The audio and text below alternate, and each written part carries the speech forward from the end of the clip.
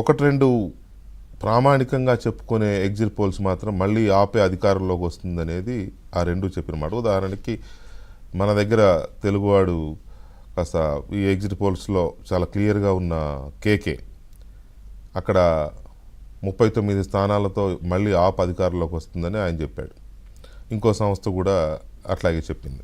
కానీ majority surveys అన్నీ BJP అధికారంలోకి వస్తుందని చెప్పారు. కానీ ఢిల్లీ ఎన్నికలకు సంబంధించిన ఎగ్జిట్ పోల్స్ ఎప్పుడూ కరెక్ట్గా రాలేదు. గతంలో కూడా ఆప్ అధికారంలోకి వస్తుందని చెప్పారు, కానీ ఆప్కి ఇన్ని సీట్లు వస్తాయని చెప్పలేకపోయారు. ఉదాహరణకి గత ఎన్నికల్లో, అంతకుముందు జరిగిన ఎన్నికల్లో 50 స్థానాలు వస్తాయి ఆప్కి అని చెప్పారు. కానీ 70కి 67 స్థానాల్లో ఆప్ విజయ దుందుబి మోగించింది. అంటే అక్కడ పల్స్ని పట్టుకోవడం కష్టం, ఎందుకంటే చాలా ఎడ్యుకేటెడ్ పీపుల్ ఉంటారు, అంత తొందరగా బయటపడరు, వాళ్ళ ఒపీనియన్ చెప్పరు.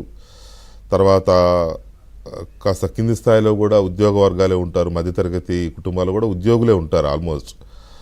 ఇక మిగతా అంతా కూడా కార్మికులు ఉంటారు, ట్యాక్సీ డ్రైవర్లు, ఆటో డ్రైవర్లు, లేకపోతే ఇంకా సఫాయి సిబ్బంది, ఇట్లాంటి వాళ్ళు మాత్రమే తమ అభిప్రాయం చెప్పే అవకాశం ఉంటుంది. ఎంప్లాయీ సెక్షన్, క్లాస్ సెక్షన్స్ ఎవరు కూడా ఒపీనియన్ చెప్పరు, మేము పలానా వాళ్ళకు ఓటు వేసామని, లేకపోతే వాళ్ళు వచ్చే అవకాశం ఉంటుంది, ఇట్లా వాళ్ళు ఒపీనియన్ చెప్పరు. ఒకవేళ చెప్పబోయినా కూడా ట్రెండ్ని బట్టి రావచ్చు అట్లా ఉంటుంది తప్ప ఎగ్జిట్ పోల్స్కి అందడం తక్కువ. అందుకనే ఢిల్లీలో ప్రతిసారి ఎగ్జిట్ పోల్స్ కరెక్ట్ విశ్లేషణ ఇవ్వలేకపోయినాయి. సో అది ఒక పార్ట్. రెండో పార్ట్ చూస్తే ఈసారి ఢిల్లీలో ఏం జరగబోతుంది అనేది ఒకసారి గమనిస్తే ఆల్మోస్ట్ బీజేపీ ఈసారి ఢిల్లీలో సర్జికల్ స్ట్రైక్ చేసింది. ఎందుకంటే ఢిల్లీలో అధికారానికి దూరమై 27 ఏళ్ళు బీజేపీకి.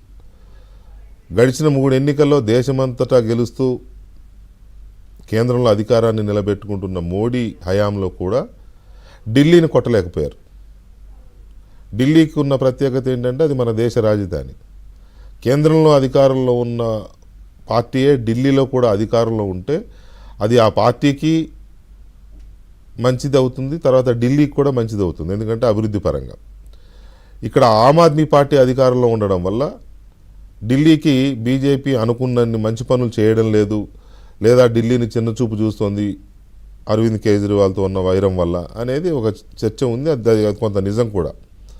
ఉదాహరణకి గత ఎన్నికలప్పుడు మేము గెలిస్తే ఢిల్లీకి లాండ్ ఆర్డర్ కూడా ఢిల్లీ ప్రభుత్వానికే ఇస్తాం, ప్రభుత్వానికి అప్పచెబుతాం మాకు ఓటేస్తే అని చెప్పారు. కానీ బీజేపీ ఆ పని చేయలే అరవింద్ కేజ్రీవాల్ గెలిచిన తర్వాత. అదొకటి ఇప్పటికీ ఆ ప్రజల్లో ఉంది. అయితే అవినీతి వ్యతిరేక పునాదుల మీద వచ్చి రాజకీయాల్లో ఉద్యమం చేసి, ముందు అన్నా హజారేతో కలిసి ఉద్యమం చేసి ఉద్యోగాన్ని వదిలేసి దేశవ్యాప్తంగా పేరు తెచ్చుకున్న అరవింద్ కేజ్రీవాల్ ఆ క్రేజ్తో ఆయన రాజకీయ పార్టీ పెట్టాడు, ఆమ్ ఆద్మీ పార్టీ అని. అవినీతి వ్యతిరేక పోరాటం చేస్తానంటూ వచ్చి ఇప్పటికీ గడిచిన ఎన్నికల్లో 2014 నుంచి ఇప్పటి వరకు ఆయన వరుసగా గెలుస్తూ వస్తున్నాడు. కానీ ఈ ఎన్నికల్లో ఆయన మీద అవినీతి మరకపడింది. ఢిల్లీ లిక్కర్ స్కామ్ బాగా పేరు పడింది, ఈ పేరు బాగా సుపరిచితమైపోయింది, దేశవ్యాప్తంగా మారుమోగిపోయింది.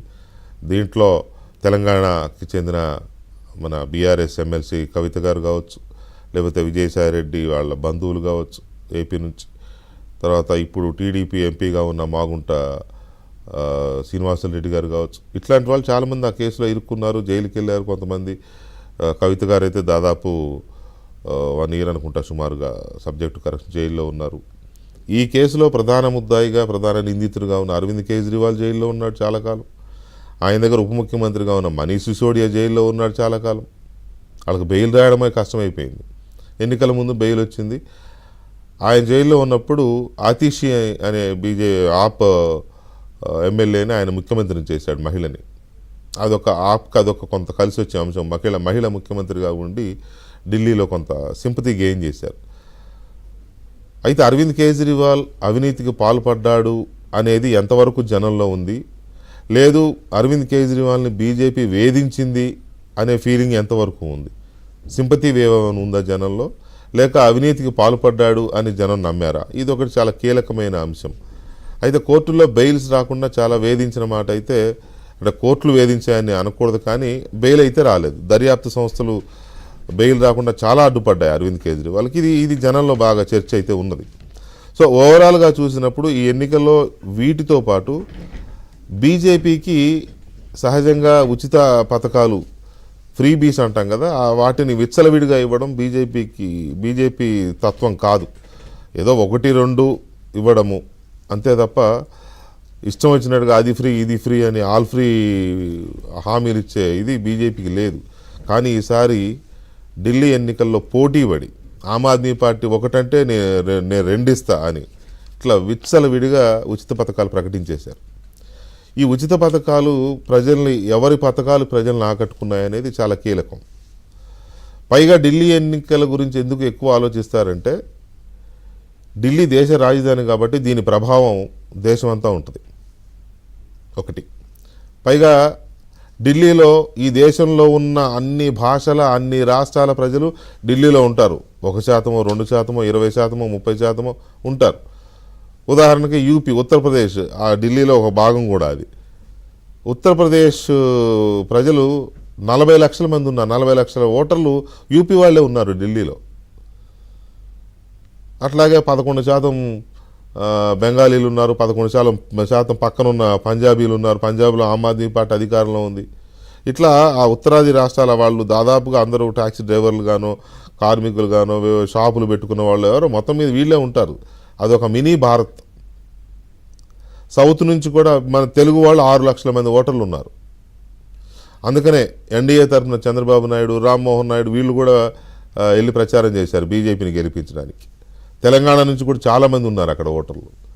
తమిళనాడు నుంచి మలయాళీస్, తమిళులు, కన్నడిగులు, సౌత్ నుంచి కూడా మొత్తం దేశంలో ఉన్న అన్ని రాష్ట్రాల ఓటర్లు అక్కడ ఉన్నారు. పర్సంటేజీలు తేడా ఉండొచ్చు. ఉత్తర భారతం వాళ్ళు కొద్దిగా ఎక్కువ ఉన్నారు, ప్రత్యేకించి యూపీ, బీహార్, బెంగాల్, పంజాబ్, వీళ్ళు హర్యానా, మేజర్గా హర్యానా అయితే ఢిల్లీలో సగం భాగంలాగా ఉంటుంది కాబట్టి ఆ వాళ్ళు. సో ఈ మొత్తం ఇంతమంది ఉన్న ఈ ఢిల్లీ ఎన్నికల పల్స్ చూస్తే నెక్స్ట్ ఎవరు అనేది తేలుతుంది అనేది ఒక అంచనాగా తీసుకుంటారు. సో అందువల్ల ఢిల్లీ ఎన్నికలకి ఇంత ప్రత్యేకత ఉంది.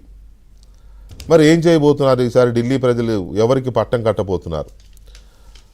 వరుసగా షీలా దీక్షిత్ నేతృత్వంలో 3 సార్లు ఢిల్లీని హ్యాట్రిక్ కొట్టిన కాంగ్రెస్ పార్టీ 1998లో ఓడిపోయింది. ఆ తర్వాత బీజేపీ ఒక టర్మ్ చేసింది. 5 సంవత్సరాలు బీజేపీ అధికారంలో ఉంది, కానీ 3 దఫాలుగా ముఖ్యమంత్రులు మార్చింది ఆ 5 సంవత్సరాల్లోనే. ఇది బీజేపీ డిఎన్ఏలో లేదు. ఆ తర్వాత అది ఓడిపోయిన తర్వాత కాంగ్రెస్ అధికారంలోకి వచ్చింది. కాంగ్రెస్ 3 సార్లు హ్యాట్రిక్ కొట్టింది. ఆ తర్వాత అరవింద్ కేజ్రీవాల్ వదలకుండా పట్టుకున్నారు ఢిల్లీని. ఇప్పుడు ఎలాగైనా సరే దాన్ని దక్కించుకోవాలని బీజేపీ సర్జికల్ స్ట్రైక్స్ చేసింది. సో ఈ సర్జికల్ స్ట్రైక్స్ ఎలా ఉన్నాయి? పోలింగ్ 60% నమోదైంది. 1.5 కోటి ఓటర్లు ఉన్నారు. 3 కోట్ల జనాభాకి 1.5 కోటి ఓటర్లు ఉన్నారు ఢిల్లీలో. ఆ 1.5 కోటిలో 60% మంది అంటే 90 లక్షల మంది ఓటు హక్కు వినియోగించుకున్నారు. ఈ ఓటు హక్కు ఎవరి కోసం వినియోగించుకున్నారు? ఎవరికి అధికారం కట్టబెట్టబోతున్నారు? పైగా అరవింద్ కేజ్రీవాల్ చాలా తీవ్రమైన ఆరోపణలు చేశారు. చీఫ్ ఎలక్షన్ కమిషనర్ పూర్తిగా 1 నెలలో రిటైర్ అవబోతున్నాడు కాబట్టి ఆయనకి ఏదో పెద్ద పదవి వస్తుందని మొత్తం తొండి చేస్తున్నాడు, బీజేపీ కోసం పనిచేస్తున్నాడని డైరెక్ట్ అలిగేషన్ చేశారు అరవింద్ కేజ్రీవాల్. తర్వాత ఈవీఎంలను రిగ్గింగ్ చేస్తోంది బీజేపీ. 10% ఓట్లని తనకు అనుకూలంగా వచ్చేలాగా ఈవీఎంలని రిగ్గింగ్ చేసింది బీజేపీ అనేది ఇంకొక తీవ్రమైన ఆరోపణ. ఆల్రెడీ పోలింగ్ అయిపోయిన తర్వాత మా పార్టీ అధికారంలోకి వస్తుందని తెలిసి ఇప్పటికే మా వాళ్ళకి బీజేపీ ఫోన్లు చేస్తోంది. 15 కోట్లు ఒక్కొక్కరికి ఆఫర్ ఇస్తోంది, కొంతమందికి మంత్రి పదవులు ఆఫర్ ఇస్తోంది బీజేపీ అని ఆయన తీవ్రమైన అలిగేషన్స్ చేశారు. అయితే దీన్ని బీజేపీ చాలా సీరియస్గా తీసుకొని దీని మీద ఎంక్వైరీ చేయాలని బీజేపీ నాయకత్వం అక్కడున్న గవర్నర్కి చెప్పడం, ఆయన ఏసీబీకి విచారణకి ఇవ్వడం, ఇదంతా జరుగుతుంది. చూడాలి ఏం జరుగుతుందో. సో మొత్తం మీద ఇంత రసవత్తరంగా, ఇంత పోటాపోటీగా జరిగిన ఈ ఢిల్లీ దంగల్ ఫలితం ఎలా ఉండబోతోంది? మరి కాసేపట్లో తేలబోతున్న ఢిల్లీ